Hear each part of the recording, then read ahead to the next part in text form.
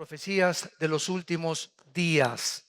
Esta es la segunda parte de esta serie y estamos precisamente a la luz y la relevancia de todo lo que está pasando alrededor en las naciones. Venir a este libro maravilloso que es la Biblia, no al libro de Nostradamus, ni del Islam, ni de los judaísmos, ni del hinduismo. Ninguno de los libros sagrados que existen alrededor de la Biblia contiene las profecías tan exactas y la sobrenaturalidad que la Biblia nos ofrece para que el que quiera tener oídos, que oiga. Porque si ya no creen a esto, como dijo Jesucristo, ya no creerán ni aunque alguien se les aparezca de entre los muertos. Abran su Biblia en Mateo capítulo 24 y estamos viendo que Jesucristo contestó algunas preguntas que le hicieron antes. Esta es la víspera ya de su muerte, que los discípulos estaban concentrados en estas preguntas.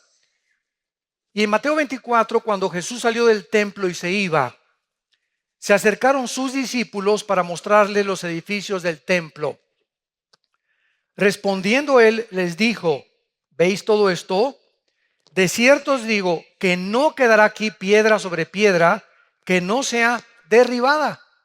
En otras palabras, esta profecía se cumplió 70 años después de que lo crucificaron, cuando el general Tito, con una legión romana, llegó a Jerusalén, enviado por Vespasiano, su papá, el emperador romano, y destruyó completamente la ciudad de Jerusalén. Y desde el año 70 hasta el 14 de mayo de 1948, Israel vivió dispersado en la diáspora por todas las naciones. Los corrieron de España en 1589, cuando la expulsión tremenda. Los corrieron de Francia, los corrieron de Europa. Por todos lados, casi 2000 años los judíos vivieron dispersos. Y hasta 1948, que regresaron a su tierra, el reloj profético de Dios se comenzó otra vez a echar a andar, porque las profecías finales de la Biblia no podían comenzar a hacer una realidad hasta que Israel regresara físicamente a su tierra.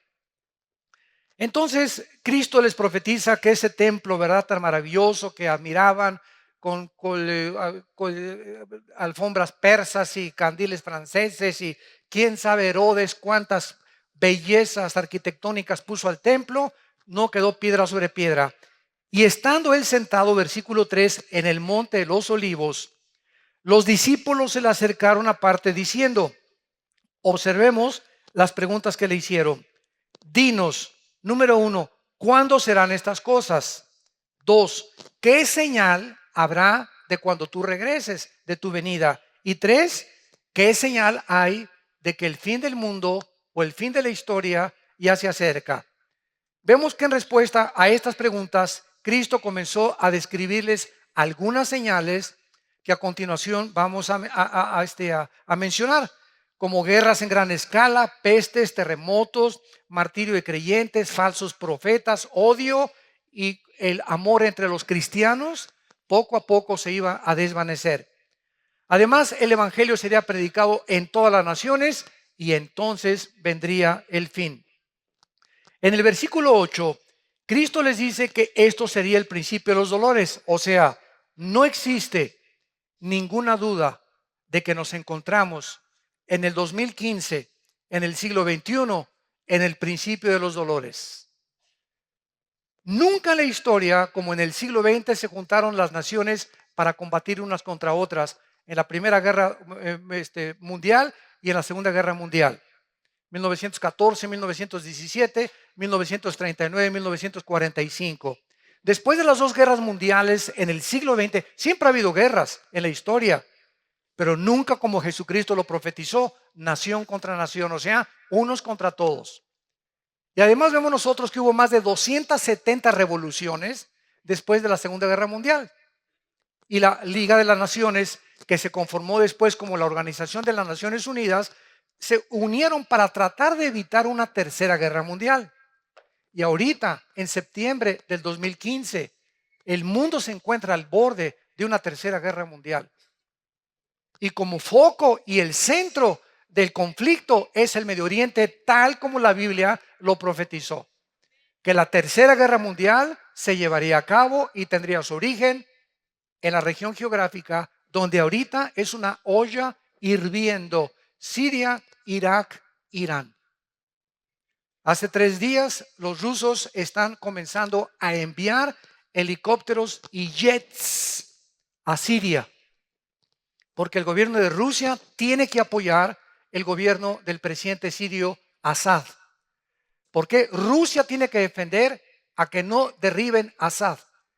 Y la razón por la cual hay esta guerra civil ahorita en Siria es la razón por la cual, escuchen, más de 4 millones de refugiados están por todas las naciones de Europa huyendo.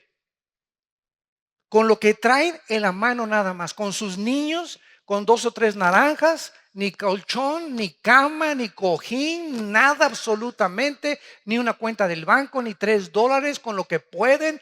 Millones ya. Austria y Hungría tuvieron ya que cerrar las fronteras. Ya no les caben los refugiados. Inglaterra va a recibir 25,000, Alemania va a recibir 20,000, Estados Unidos va a recibir 10,000. Los únicos que no quieren recibir refugiados son los países árabes, que son sus hermanos. A Arabia Saudita le cerró la puerta a 0 refugiados. Qué increíble, ¿verdad? Que esto esté sucediendo en el pleno siglo XXI. ¿Y saben ustedes lo que significa esto?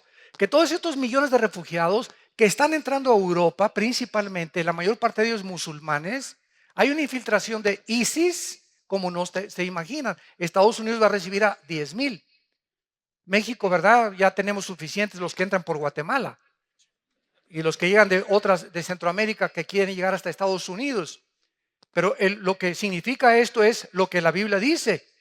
Hace 4 o 5 años, por cada europeo que nacían 7 musulmanes. O sea, se reproducen como conejas las musulmanas. Y lo hacen a propósito. Ellas no tienen métodos anticonceptivos, ni mucho menos. Los europeos ya no quieren tener hijos. Todo esto para que ustedes comiencen a asimilar el panorama del mundo que estamos viviendo. No es el mundo de Chapultepec nada más. Hay que cobrar conciencia de qué es lo que está pasando en el mundo para que la Biblia pueda cobrar relevancia y podamos entender que Dios quiere que nosotros no seamos sorprendidos como ladrón en la noche. Pero muchos no saben, ¿verdad? No salen de sus telenovelas. Entonces, ¿qué es lo que significa esto? Que Europa en 10 años será un continente musulmán. En Inglaterra hay más iglesias musulmanas, mezquitas, que iglesias cristianas y católicas. Nada más en Inglaterra. Compraron todas las iglesias cristianas y evangélicas, la mayor parte que existen en Inglaterra y en el Reino Unido. Ahora, ¿qué pasa si Europa se convierte en todo musulmán? Es interesante que la Biblia nos muestra que el anticristo va a surgir de la región de Siria e Irak en el capítulo 8 de Daniel. Los que estamos estudiando Daniel lo hemos comenzado ya a descubrir. El anticristo no va a surgir de España, no es el príncipe Felipe, ni Barack Obama, ni es el Papa, etcétera, etcétera. El anticristo va a surgir entre Siria e Irak. Y el anticristo va a ser judío musulmán. ¿Cómo está eso? Había un debate hace 3 o 4 años. A mí que me ha gustado siempre escudriñar la escatología bíblica, o sea, las profecías. Mis hermanos teólogos, escatólogos, la escatología es la rama que estudia de la teología las cosas finales. Escatos, fin, logos, tratado, conocimiento. Entonces, cuando hablas tú de un escatólogo o la escatología, es lo que se estudia de los tiempos finales.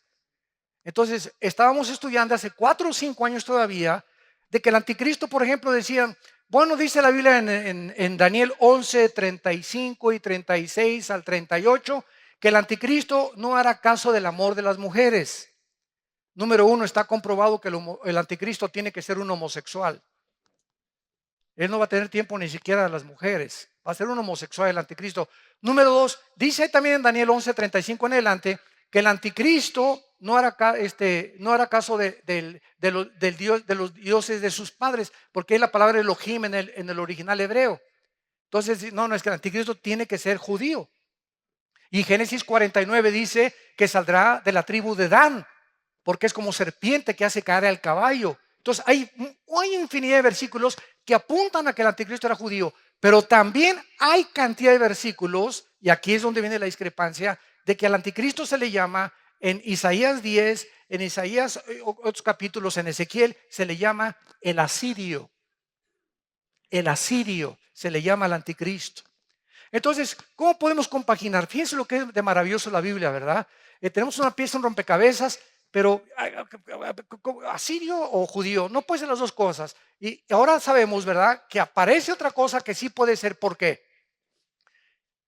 Hace 2700 años, o sea, 700 años antes de Cristo, los asirios se llevaron cautivas a las 10 tribus de Israel a Siria en el año 722 antes de Cristo. Síganme con cuidado.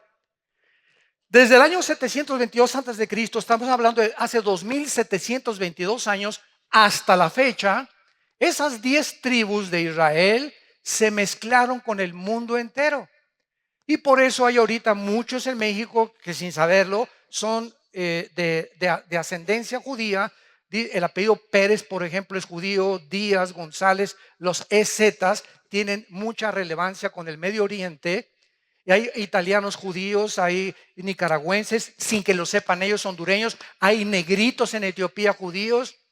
Entonces, el judaísmo no es solamente las personas que están en Israel, porque las 10 tribus se mezclaron con el mundo entero. Y fue precisamente en Asiria donde está el conflicto ahorita.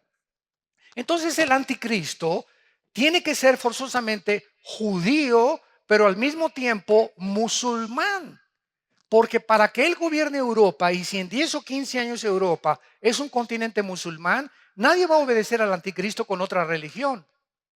Además, en Apocalipsis 20, versículos 3 y 4, dice que el anticristo va a decapitar a las personas y la única religión que le corta la cabeza a la gente son los musulmanes, el Islam. Y es precisamente lo que Bagdadi, el jefe de ISIS, ahorita en Irak, está haciendo, decapitando a todas las personas. O sea, ¿qué instrumento usará el anticristo? No va a usar la silla eléctrica, no va a usar el fusilamiento, no va a usar la horca. Para los que se nieguen a sellarse con el 666, el anticristo va a usar la decapitación.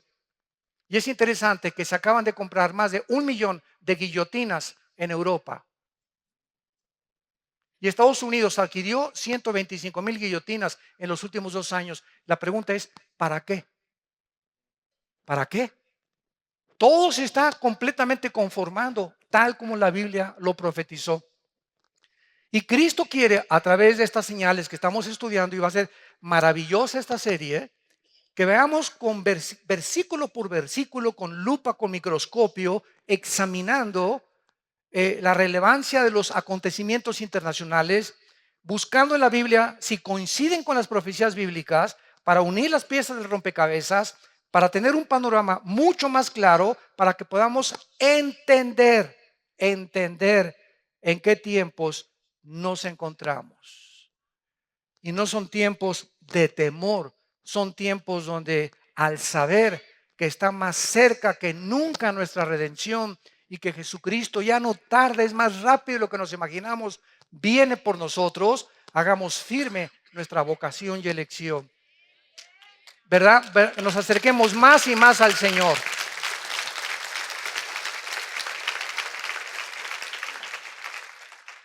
Ahora bien, no cabe duda, como decíamos, que estamos en el principio de dolores. Para retomar lo que iniciamos. ¿Por qué nos encontramos en el principio de dolores? Bueno, dice en el versículo 6, oiréis de guerras y rumores de guerras. Miren que no se turben, porque es necesario que todo esto acontezca, pero aún no es el fin, porque se levantará nación contra nación y reino contra reino. O sea, se levantarán políticamente naciones unas contra otras y se levantarán grupos étnicos.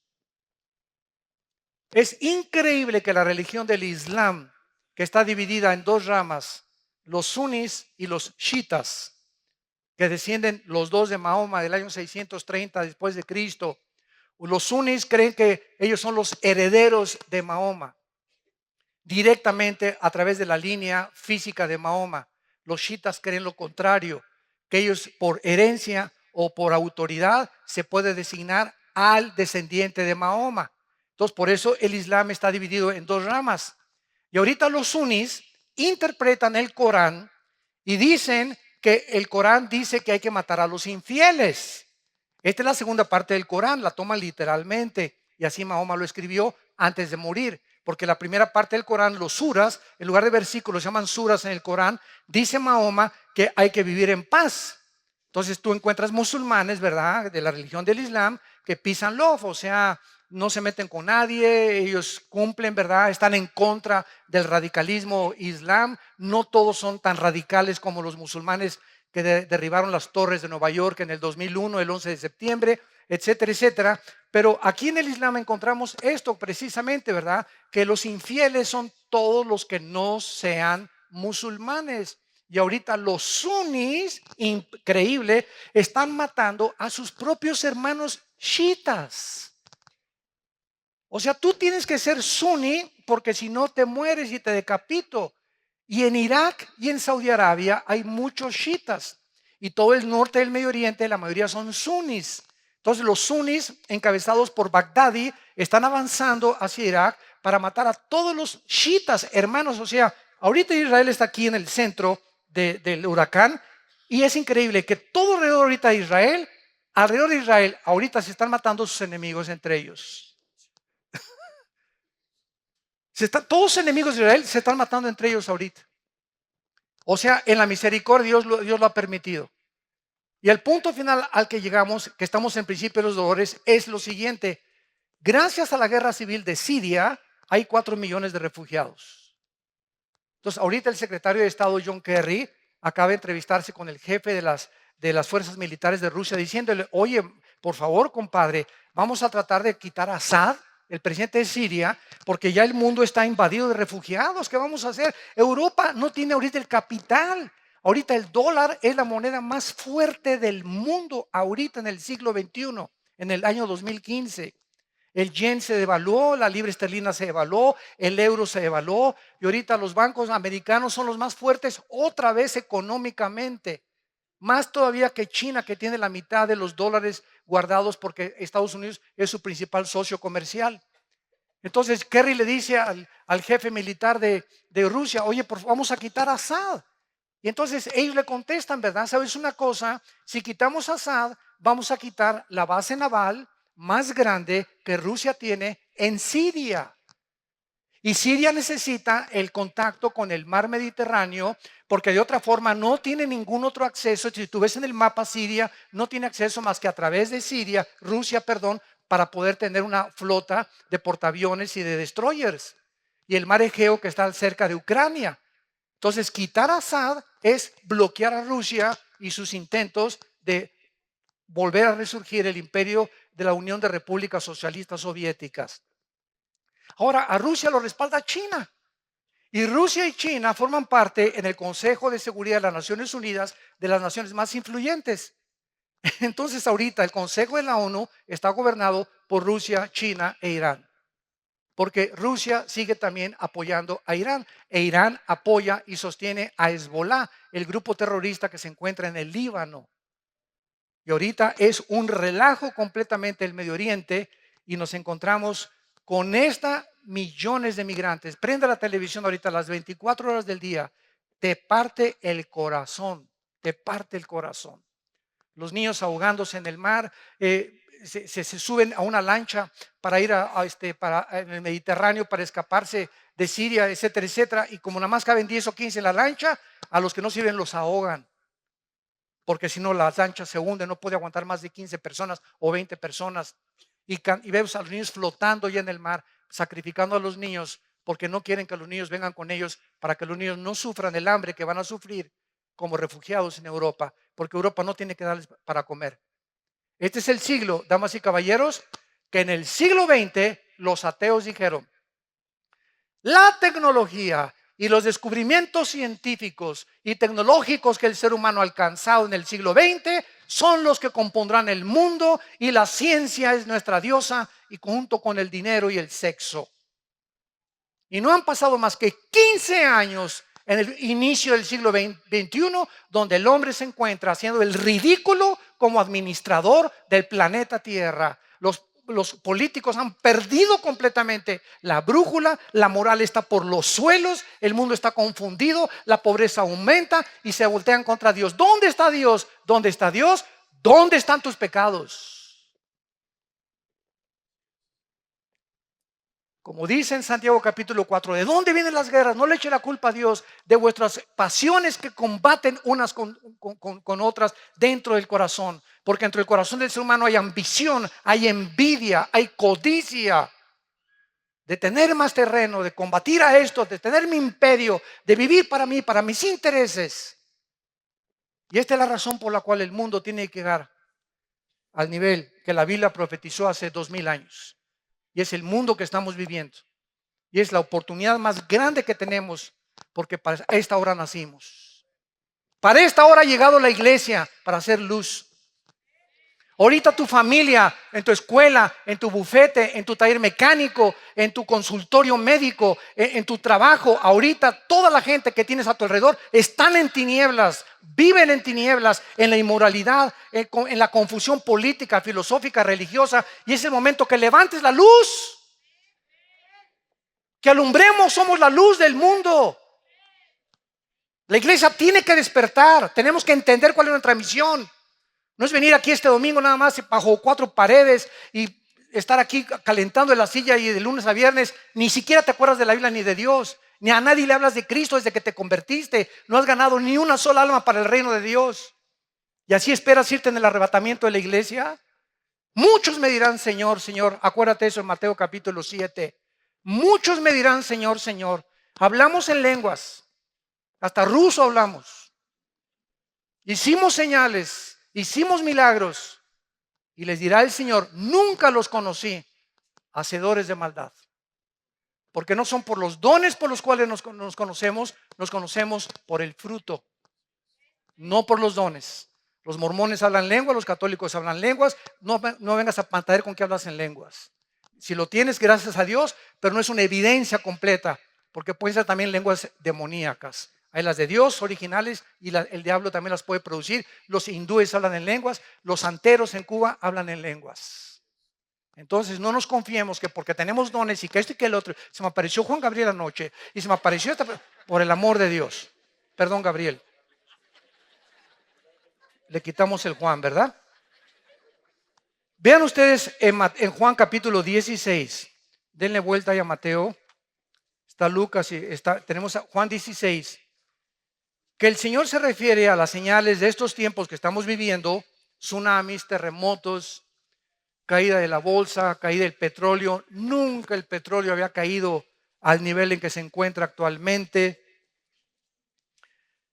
Incendios forestales, contaminación de los mares, de los millones de litros de petróleos que el mar ya, ¿verdad? Las focas llegando a las playas muertas, los pelícanos muertos llenos de petróleo, las ballenas están metiéndose a la playa muertas también, tiburones ya están atacando toda la costa de Florida del lado del Atlántico, ya viniéndose en las playas, cosa que no había sucedido. Están pasando cosas tremendas, temblores de 8, de 9 grados en la escala de Richter, etcétera, etcétera. Y todo este mundo en que nos encontramos, confusión política. Ahorita si juntamos a los políticos en el mundo, ¿verdad? Es increíble la cantidad de lunáticos que están gobernando muchas naciones, dictadores que están gobernando muchas naciones, tratando de instituir sistemas de gobierno que creen ellos que agarrando al pueblo y metiendo en una cárcel o haciendo una cárcel de la nación y oprimiendo al pueblo. Ese es el gobierno que deben de tener sin interesarles el beneficio de los pueblos. Así está el mundo en que vivimos y nosotros gritamos justicia. Anhelamos la justicia. Y por eso hay tantas manifestaciones de obreros, de enfermeras, de doctores en las calles. Justicia, bloqueamos esto y por el otro, ¿verdad? Porque el mundo está gritando. ¿Quién va a poner orden en este mundo? ¿Quién? ¿Hasta cuándo va a durar esto? La Biblia nos da la respuesta. Dice Juan 16, versículo 21. Es Cristo hablando antes de morir y nos pone como ejemplo y analogía de lo que está pasando al parto de una mujer. La mujer cuando da luz, Juan 16, 21, tiene dolor porque ha llegado su hora. Pero después que ha dado a luz un niño, ya no se acuerda de la angustia por el gozo de que haya nacido un hombre en el mundo. También vosotros ahora tenéis tristeza, pero os volveré a ver y se gozará vuestro corazón y nadie os quitará vuestro gozo. Todas las mujeres que en esta mañana nos escuchan comprenden perfectamente las palabras del Señor. El parto, el embarazo de una mujer es aproximadamente 9 meses. Por cierto, les comunico que el viernes nació el hijo de César y Carlita. Gracias a Dios. Los bendecimos desde aquí. Nació de 8 meses, entonces está en la incubadora, ¿verdad? Va a estar, creo que esta semana, pero nació de la raza de los gigantes. Así está, así está. Increíble, se parece a César en tamaño y en todo. Pero grandote, grandote el niño, ¿verdad? Nació sano, gracias a Dios, ¿verdad? Así que por eso no está con nosotros. Pero precisamente, ¿verdad? Las mujeres que están embarazadas se dan cuenta que ya en los últimos meses, antes o semanas antes de parir, comienzan los dolores. Y después los dolores se van haciendo más cortos y más cortos y más cortos. Se rompe la fuente, hay que llevarla rapidísimo al hospital porque el niño va a nacer. En este caso, ¿verdad? De Carlita, ¿verdad? Nació 8 mesino, no fue 7 mesino, 8 mesino, le faltaba un mes todavía porque iban a ser en octubre. Entonces le tuvieron que hacer la cirugía o ¿cómo se llama? La cesárea. Gracias a Dios que salió perfecto el niño, está muy bien de salud. Ellos no se imaginan la felicidad que tiene ahorita. Les ha concedido Dios la petición de su corazón. Carlita es una guerreraza de Dios que luchó y luchó, nunca se dio por vencida y ahí está el premio, ¿verdad? De que Dios les ha dado. Ahora bien, así está el mundo, los dolores van a aumentar en el siglo XX, guerras y rumores de guerras, llegamos al siglo XXI, confusión y cada vez vemos más y más y más dolores y terremotos y que esto y que el otro. ¿Cuántos estamos rodeados de falsos profetas?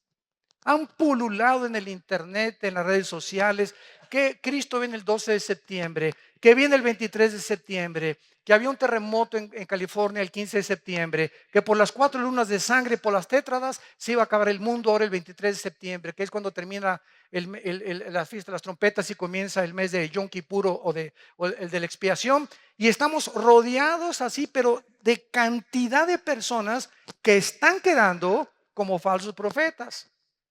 En Costa Rica hay un pastor de mucho renombre que dijo que ya venía Cristo ahora en septiembre y comenzó a preparar a la gente, comenzaron a vender cosas, etcétera, etcétera, y comenzaron a que ya viene y puso una fecha.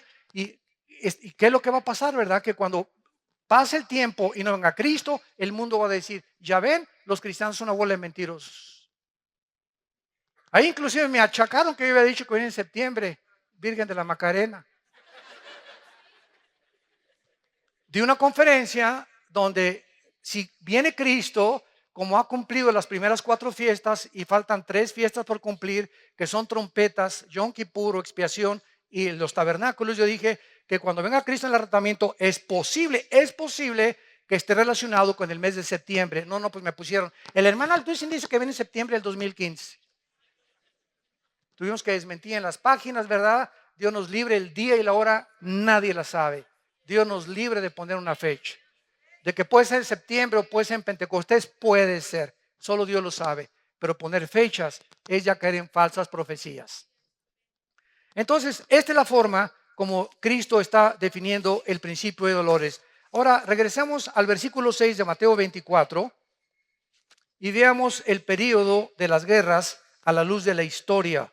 Como les dije, en esta serie vamos a analizar con mucho detenimiento cada una de las señales que Jesucristo mencionó para no caer en confusión ni en falsas profecías. Dice el versículo 6 y versículo 7 de Mateo 24. Y oirán de guerras y rumores de guerras. Ahorita, ¿quién puede negar que estamos viviendo que Corea del Norte amenazó a Corea del Sur, que Rusia está invadiendo ahorita con helicópteros y jets a Siria, que ahorita están peleándose Turquía contra los kurdos y los kurdos no están a gusto con ellos. Irak con problemas étnicos entre ellos y peleándose entre los árabes. Tratando de apoderarse los árabes de Yemen, que es la península arábica. Y encontramos todos los días conflictos de naciones que están peleándose, que China ya amenazó el mar de la China, a Tailandia, a Filipinas, a Japón, que porque esas islas son de China, y a ver, comenzó a sacar portaaviones. Ahorita China acaba de comprar el portaaviones más grande del mundo, la China, donde le caben casi 30 aviones supersónicos. Y con eso quiere controlar todo el mar de la China para que ninguna de las naciones pobres que están ahí como Hong Kong, Tailandia, y todas esas, Indonesia, Japón, no puedan ni hacer pío cuando China se apodere de esas islas. Por todos lados vemos esta ambición de ensanchar sus territorios de las naciones a costa de la esclavitud de otras naciones que ellos puedan conquistar. Lo que se llamó hace algunos años el famoso colonialismo. El colonialismo fue cuando Francia, Inglaterra, Europa, Estados Unidos llegaron a la India, llegaron al Medio Oriente, ¿verdad? Y hasta que se independizaron estas naciones, fueron colonias de Francia, de Inglaterra o de Estados Unidos. Muy bien, es necesario que esto acontezca, pero aún no es el fin, porque se levantará nación contra nación, reino contra reino, y habrá pestes, hambres y terremotos en diferentes lugares. Vamos a ver entonces las guerras en primer lugar. En 1914. Del siglo pasado, el asesinato de uno de los herederos de los Balcanes produjo la Primera Guerra Mundial. La Primera Guerra Mundial fue el resultado de matar a una persona. El asesinato de uno de los herederos de los Balcanes produjo el estallido de una Primera Guerra Mundial. ¿Quién hubiera pensado esto? Que un crimen iba a provocar un conflicto de caracteres catastróficos que duró 4 años. ¿Quién iba a pensar esto? Ahora, sobran ahorita, si la Primera Guerra Mundial fue producida por un crimen de una persona, ahora imagínense todas las barbaridades que muchas naciones están haciendo para producir una guerra donde nos podemos aniquilar en 30 segundos, con tantas armas atómicas que existen. Esta era la primera vez en la historia humana, la Primera Guerra Mundial, que afectaba los 5 continentes del mundo. También por primera vez se usaron armas químicas en la Primera Guerra Mundial que costó la vida de 17 millones de personas. Después de esta guerra, la Primera Guerra Mundial, se formó la Liga de las Naciones con el propósito de evitar guerras posteriores. Sin embargo, después de 1917 pasaron muy pocos años hasta que en 1939 explotó la Segunda Guerra Mundial.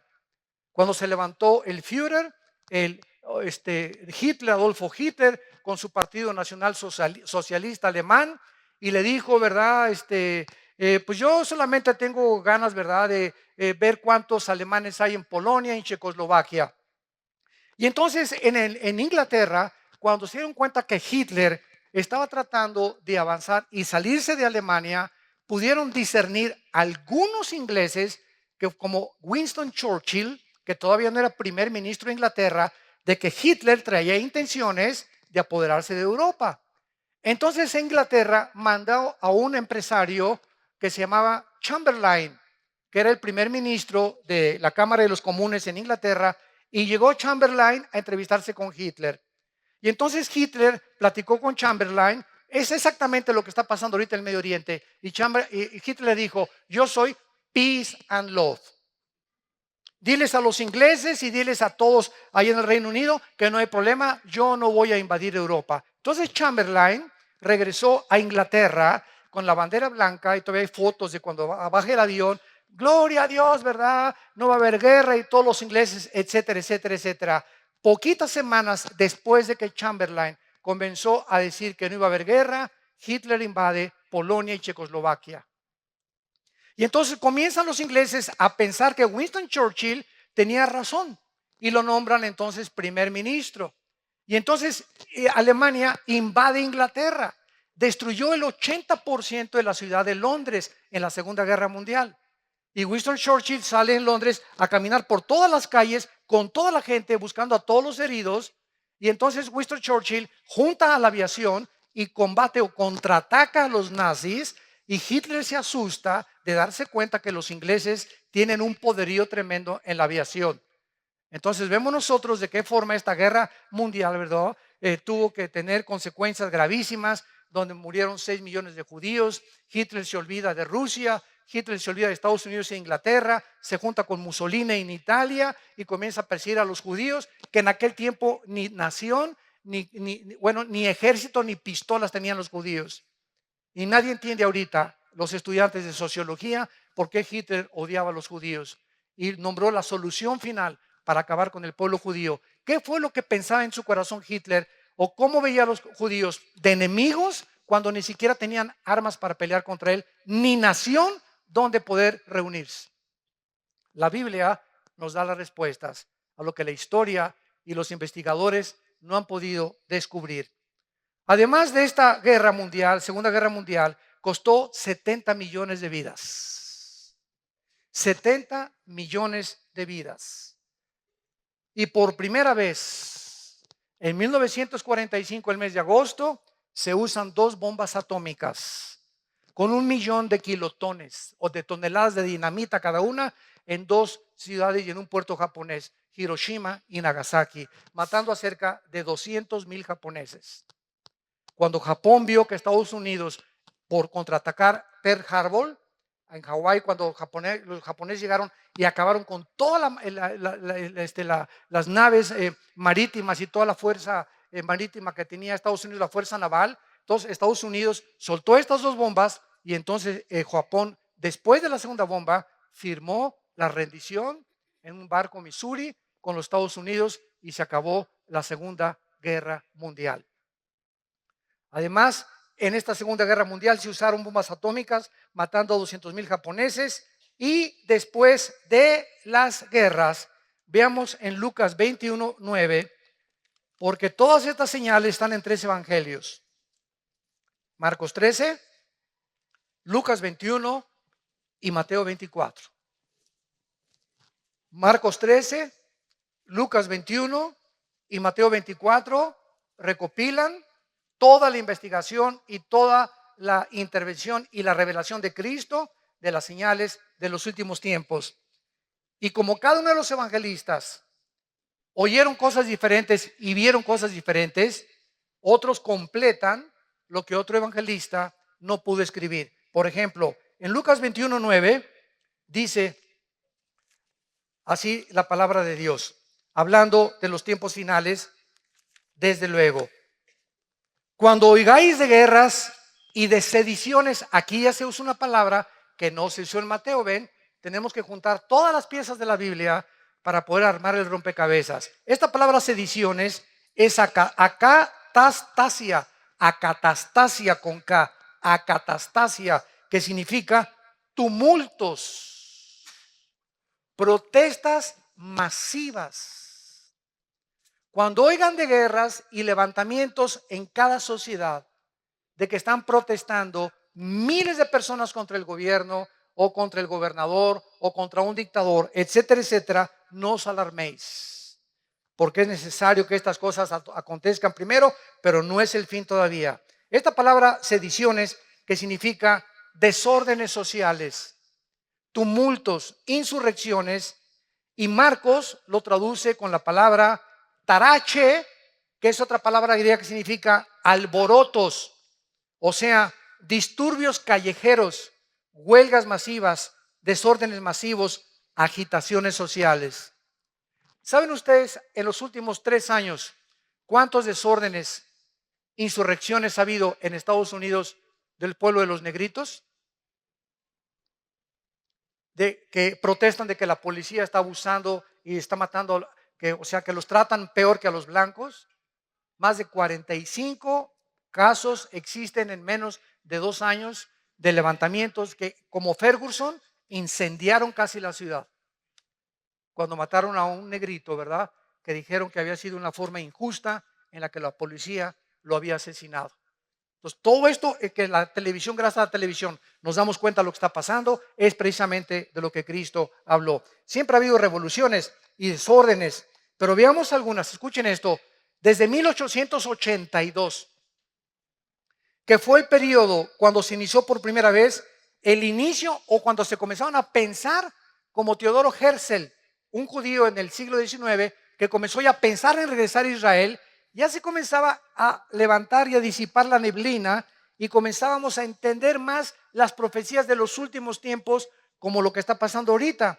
Escuchen lo que les voy a decir. Tenemos la revolución de esta época, del 882 a nuestros días. Nunca en la historia, en más de los 6,000 años que tiene el ser humano, había habido las revoluciones que existen desde el siglo XIX. Y la principal razón es el surgimiento de Carlos Marx.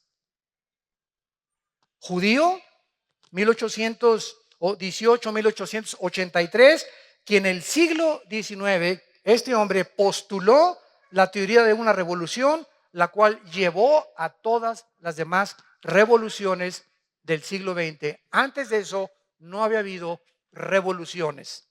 La revolución filipina, 1898. La revolución rusa, 1905. La revolución mexicana, Viva Villa, 1910. La revolución bolchevique de los rusos, encabezada por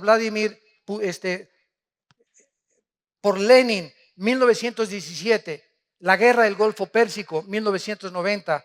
La revolución de Egipto, 2011. La revolución en Libia, 2011. La revolución en Yemen, 2011. La guerra civil en Siria comenzó en el 2011. El surgimiento de ISIS, 2014. Cuando oigáis de revoluciones y de guerras, sabréis entonces que se encuentran en el tiempo del fin. No cabe duda que en la época en que los judíos iniciaron el éxodo o comenzaron a pensar en regresar a su tierra, que el diablo comenzó, ¡ay, estos ya están a punto de regresar! Comenzó el diablo a alborotar a los líderes y a las naciones, y vemos que la culminación han sido todas estas revoluciones. Solamente las revoluciones comunistas de Rusia y China del siglo XX costaron más de 100 millones de personas, entre el comunismo, el marxismo, el nazismo, el fascismo y el islam. Sistemas de pensamientos ateos, radicales, completamente de la violencia. El otro día que tuve un debate con un ateo, me decía, es que en el nombre de Dios, ustedes, porque ellos no entienden la diferencia entre católicos y cristianos.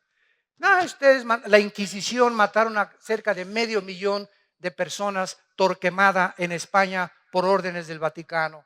Y ustedes en el nombre de Dios, etcétera, etcétera. Miren en el nombre de Dios los musulmanes lo que hicieron en las Torres Gemelas. Todo es en el nombre de Dios. Ustedes son más fanáticos que nosotros. Le dije, discúlpame, pero júntame todas las veces en las que tú puedes culpar a la religión de que ha habido muertes. Y yo te junto simplemente en un siglo, en el siglo XX, más de 150 millones muertos por el ateísmo, por regímenes ateos. Los casi 150 millones de muertes en el siglo XX fueron debidos al comunismo, al nazismo y al fascismo. Así que le dije, ¿de qué estás hablando? Cállate la boca antes de hablar.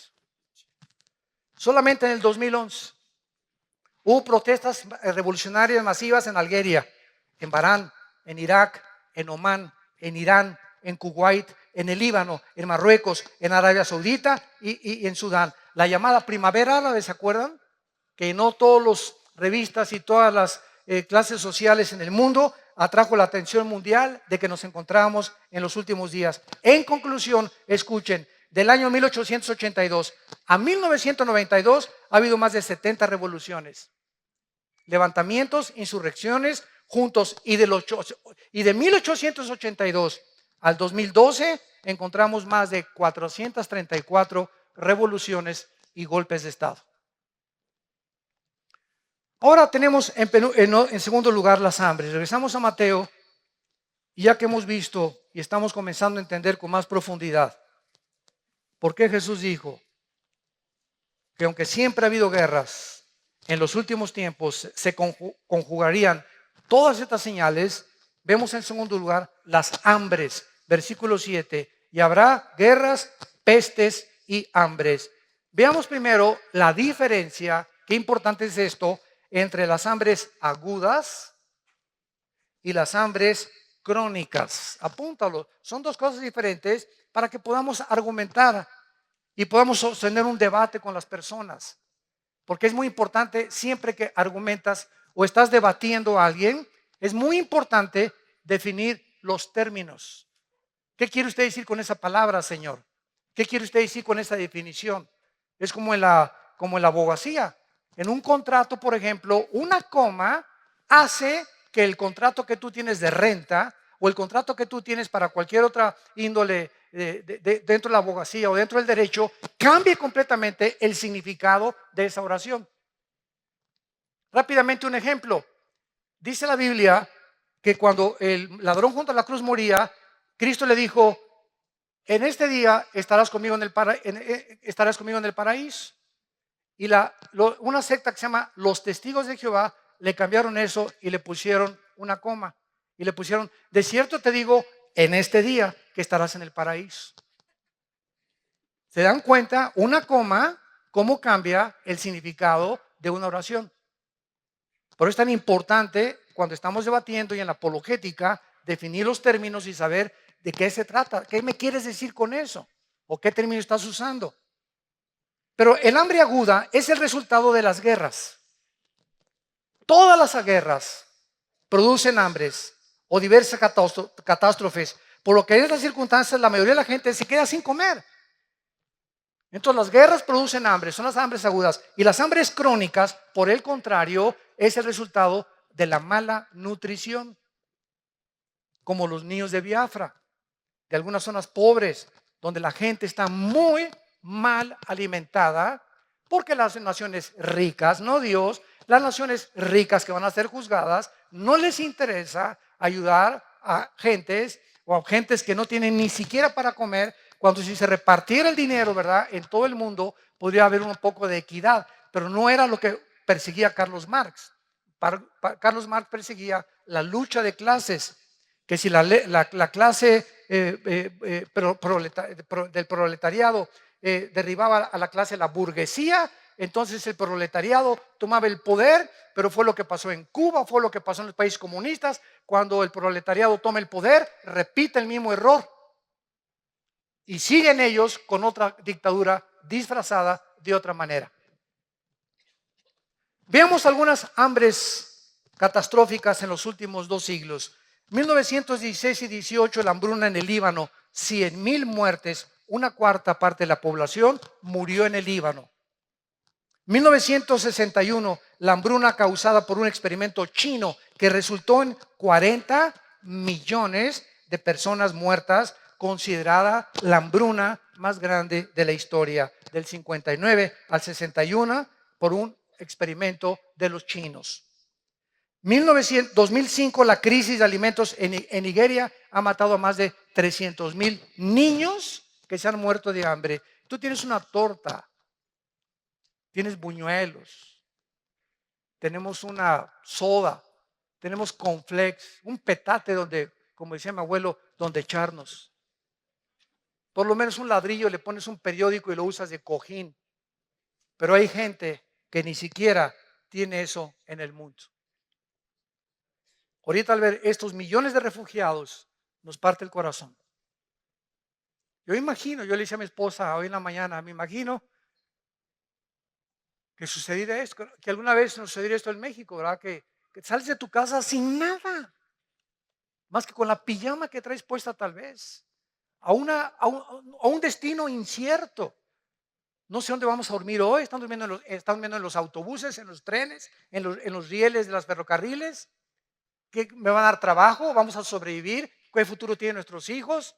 Y nosotros aquí todavía con casa, por lo menos tienes un jacal, por lo menos tienes un lugar donde llegar, por lo menos tenemos una seguridad, ¿verdad? Un país donde se ha respetado el evangelio, podemos hasta ahorita vivir en paz. Démosle gracias a Dios por el amor de Dios.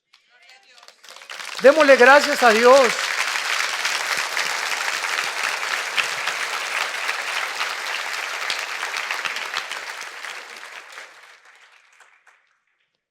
Y a todas estas podemos agregar las hambrunas de Rusia en 1891, 1921, 1932 y 33, con más de 20 millones de personas que mató el hambre. No tenían que comer ni un taco, ni una tortilla, ni un pan, ni un bolillo. Y cuando vemos todas estas cosas es cuando podemos decirle: Señor, ven pronto.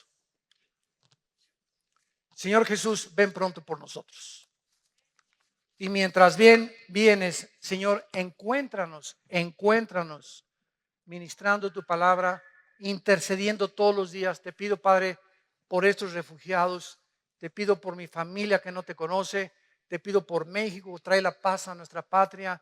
Dame personas a quien les hable hoy, que me levanten la mañana de ti, de tu amor en la cruz. Vivamos verdaderamente como la Biblia quiere que vivamos. Para que en esta paz y en esta armonía, en este perdón de unos a otros, tolerándonos y perdonándonos unos a otros, amándonos unos a otros. Es increíble la guerra que hay ahorita entre iglesias y entre cristianos, atacando a cantantes, atacando a predicadores por todos lados. Ya ni te metes al YouTube, ¿verdad? Porque es una guerra impresionante. Ya no sabes quién dice la verdad y si es verdad lo que se dice de esa persona.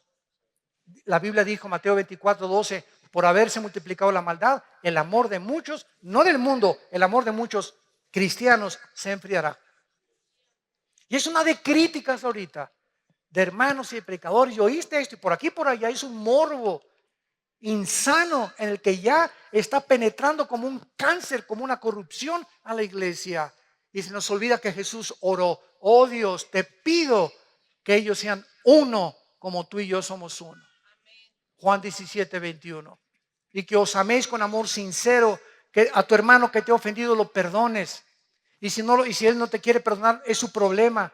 Pero por favor, dice Cristo, nunca guarden rencor en sus corazones. Saquen toda amargura, toda malicia, toda inmundicia de tu vida. Tú no puedes darte el lujo de odiar ni tener rencor contra nadie. Hayan hecho lo que te hayan hecho, perdónalos.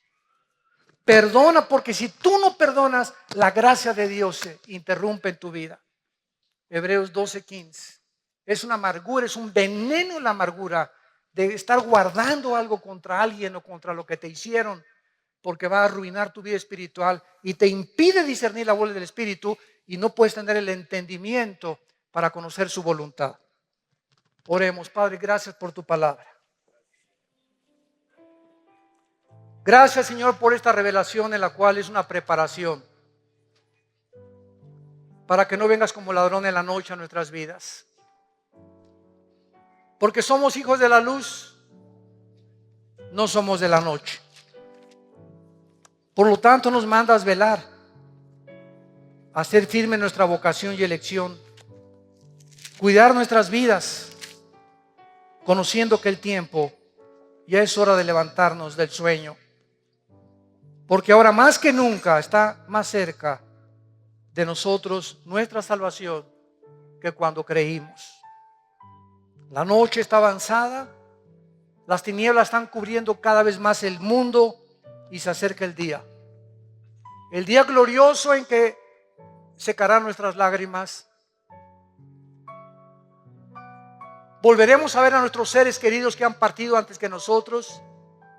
Ahí vamos detrás de ellos nosotros, porque está establecido que todos tenemos que morir, pero el juicio de nuestras vidas ya se llevó a cabo en una cruz, donde tu Hijo derramó su sangre para que nosotros ya no fuéramos juzgados nunca, porque Él llevó ese juicio y esa ira y ese castigo que nosotros merecíamos en su cuerpo, en esa cruz. En esta mañana yo te invito a que vengas a Cristo si todavía no lo tienes, que reflexiones sobre tu vida y que entiendas que al morir tenemos que entregar cuentas, y al morir ya no habrá otra oportunidad. Andemos pues como de día honestamente, no en borracheras, ni en lujurias, ni lascivias, ni pecados sexuales. Vistámonos del Señor Jesucristo para no proveer para los deseos de la carne. ¿Qué tengo que hacer? Me preguntarás. Para invitar a Cristo, dile estas palabras ahí desde tu lugar, con todo tu corazón. Señor mío y Dios mío, te pido perdón por mis pecados. por la vida de pecado que he llevado hasta este momento, por mi soberbia intelectual, por creer que soy Dios y que yo pongo las reglas en mi vida para vivir. Ahora comprendo que tú eres el Creador, que enviaste a tu Hijo Jesucristo hace 2000 años a que en una cruz fuera coronado de espinas, sus manos traspasadas por clavos y sus pies, para que a través de esa sangre que Él derramó, tú me revelas ahora que es la medicina que necesito para ser sanado de mis pecados. Señor Jesús, creo en ti, en lo que hiciste en mi lugar, que a los 3 días te levantaste de los muertos para traerme la esperanza y la seguridad de que después de la muerte seguiré viviendo, que con la muerte no se acaba nada, seguimos viviendo al lado tuyo por toda la eternidad. Entra a mi vida como mi Señor y mi Salvador. Te lo ruego y te lo pido en tu precioso nombre. Amén.